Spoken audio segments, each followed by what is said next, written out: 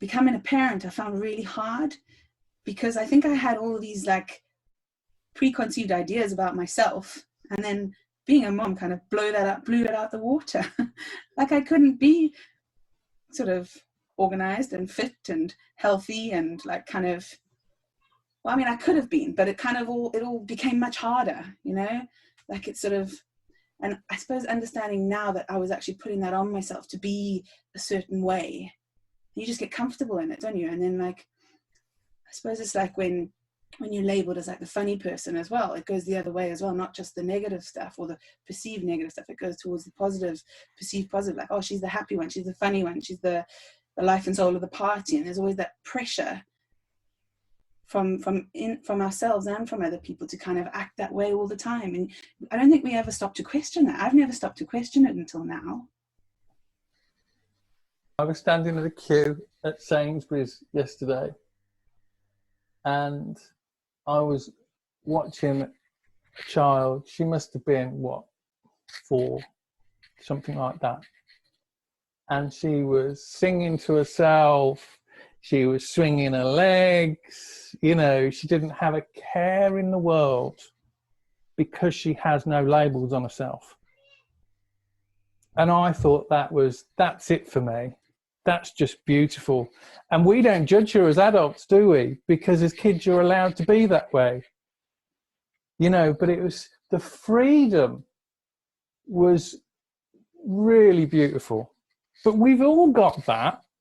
We can still have that. We just think we're caught up in our thinking. But that's available to all of us. Mm-hmm. So you might catch me swinging my leg down Sainsbury's tomorrow. and just to follow on from that, my son is labelled shy by the outside world, and I'm very careful at home not to do that, because he has shy moments. He definitely has shy moments, but I don't want him to think of himself as shy, because there are moments when he's definitely not shy. And so I would say it's a journey. Some days something happens and he feels shy, and then another day he doesn't have that, you know. And the label shy to me puts him in a box where there's nothing else. There's no fresh thinking in that place. He's just the shy kid. And so I'm very aware of, and I also point out to him when he's not shy. You know, I say to him, look how well you managed that. So, yeah.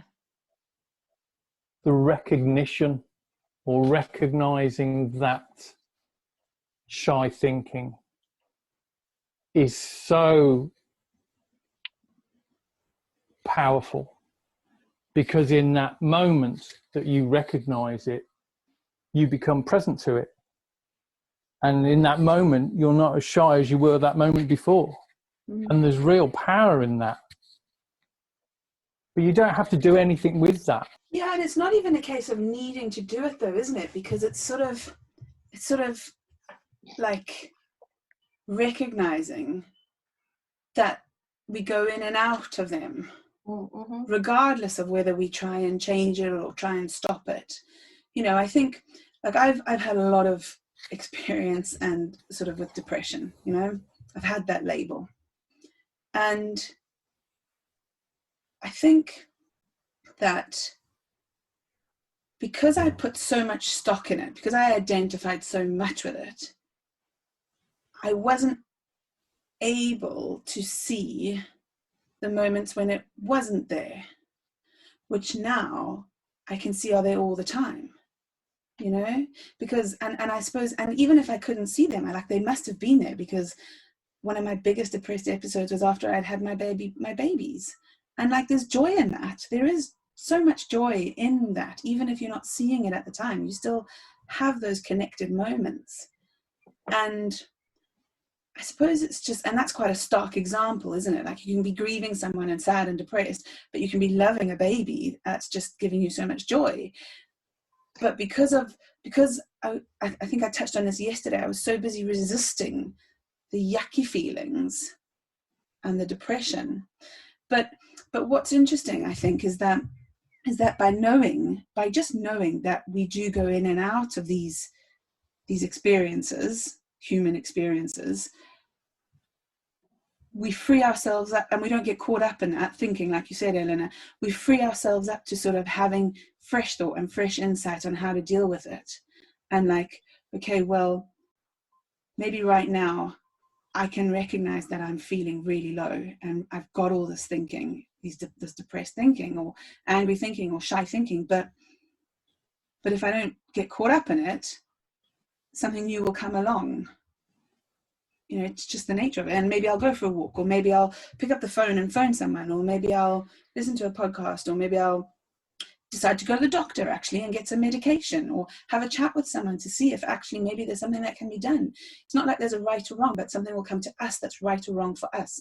And I think we're so busy, you know, labels have got like an identified prescription. Okay, well, let's identify you as shy. All right, so let's work on strategies to overcome your shyness, or let's work on strategies to overcome your anxiety, or strategies to overcome your depression. And they don't always work for everybody. And then you've got judgment on yourself because this doesn't work for me. Like, I'm doing all this positive thinking, I'm trying to meditate, and it doesn't work. But actually that wasn't what was right for me. That wasn't the answer for me. You know, so I think that's kind of been interesting to see, is that sort of association there as well.